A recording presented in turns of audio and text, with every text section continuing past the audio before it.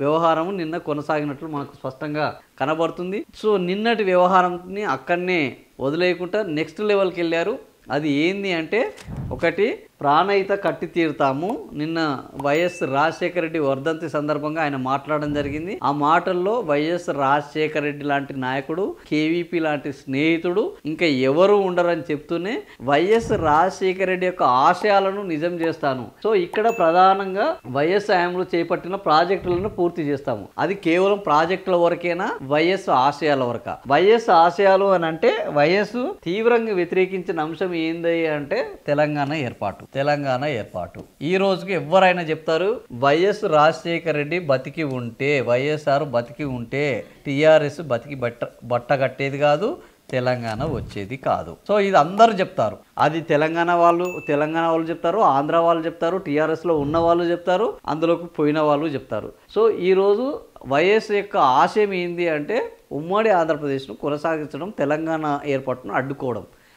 ఆయన ఆ రోజు ఆకస్మిక ప్రమాదంలో చనిపోవడము తెలంగాణ ఏర్పాటు కారణమైందని అనేక విశ్లేషణలు అనేక మంది ఈ రోజుకు ప్రగాఢంగా నమ్ముతారు. ప్రాణహిత కట్టి తీరుతాం. చూస్తే ఇదంతా పాత Congress YS batch. KVP YSR, KVP YSR కూతురు, వైఎస్ఆర్ని అత్యంత అభిమానించి వైఎస్ వేషధారణ చేసుకున్న బట్టి విక్రమార్క సందర్భంగా మాట్లాడిన ఆయన సీఎంగా వైఎస్ తొలి సంతకం వ్యవసాయానికి ఉచిత విద్యుత్ ఫైల్ పైన చేశారని గుర్తు చేశారు.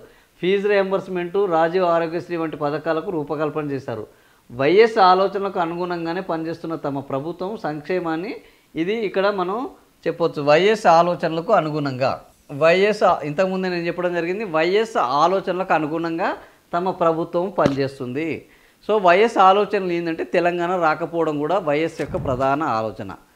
ఆ రోజు ఆయన తీవ్రంగా వ్యతిరేకించారు. మరి ఈరోజు ఆల్రెడీ చాలామంది చెప్తున్నారు, ముఖ్యమంత్రి ఇక్కడ రేవంత్ రెడ్డి ఉన్నారు, పాలన మాత్రం చంద్రబాబు నాయుడు చేస్తున్నారు. అది బనకచెర్ల విషయంలో కానీ, స్థానికతకు సంబంధించిన విషయంలో కానీ, ప్రాజెక్టులను ఇక్కడి నుంచి అక్కడికి తరలించడంలోనూ కానీ, సో ఈ కేసీఆర్ యొక్క మార్కుని తొలగించడంలో కానీ, ఎందుకంటే కేసీఆర్ని చంద్రబాబు నాయుడు ఏమీ చేయలేకపోయారు.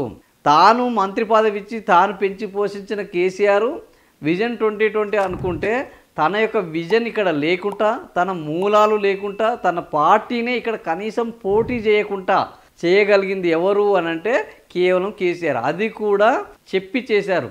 నీ పార్టీని లేకుండా చేస్తాను తెలంగాణలో, నీది తెలంగాణ వ్యతిరేక పార్టీ అని చెప్పి మరి కేసీఆర్ చంద్రబాబుని తెలంగాణలో లేకుండా చేయడం జరిగింది. చంద్రబాబు పార్టీని తెలంగాణలో లేకుండా చేయడం జరిగింది. కనీసం పోటీ చేసే పరిస్థితిలో లేకుండా చేయడం జరిగింది. అలాంటి పరిస్థితి, ఎందుకంటే ఎన్టీఆర్ఏ తెలుగుదేశం పార్టీ విషయంలో దీనివల్ల ఇబ్బంది జరుగుతుంది అని అనుకున్న చంద్రబాబు నాయుడు ఎవరి వల్ల, లక్ష్మీపార్వతి వల్ల ఎన్టీఆర్ని కాదని ఆ పార్టీ యొక్క స్టీరింగ్ని చేతిలోకి తీసుకున్నారు. సో ఇలాంటి పరిస్థితిలో తెలంగాణలో తాను సైబర్ సిటీని, సైబరాబాద్ని, హైటెక్ సిటీని సృష్టించాను అని చెప్పుకోవడానికి కలకాలం మిగిలే తెలంగాణలో తన పార్టీ లేకుండా, చంద్రబాబు నాయుడు లేకుండా చేస్తే కేసీఆర్ మీద ఆయనకు ఎంత కోపం ఉండి ఉంటుంది. కానీ ఏమి చేయలేని పరిస్థితిలో ఉన్నారు. ఇప్పుడు ఆయనకు అద్భుతమైన అవకాశం దొరికింది రేవంత్ రెడ్డి రూపంలో. సో రేవంత్ రెడ్డి రూపంలో ఆయనకు అద్భుతమైన అవకాశం దొరికింది. అక్కడ అంతేకాకుండా కూటమిలో కూడా తన యొక్క ఆటని కొనసాగించే విధంగా కూటమి బలహీనంగా ఏర్పడము, ఆ కూటమిలో వీళ్ళు బలంగా చేరడము, వీళ్ళు అనుకున్న పద్ధతిలో నడవడం, రేవంత్ రెడ్డి కూడా పూర్తిగా కాంగ్రెస్ మనిషి కాకపోవడము, చంద్రబాబు నాయుడుకు సంబంధించిన అనేక మంది ఆయన వెనుక ఉండడము.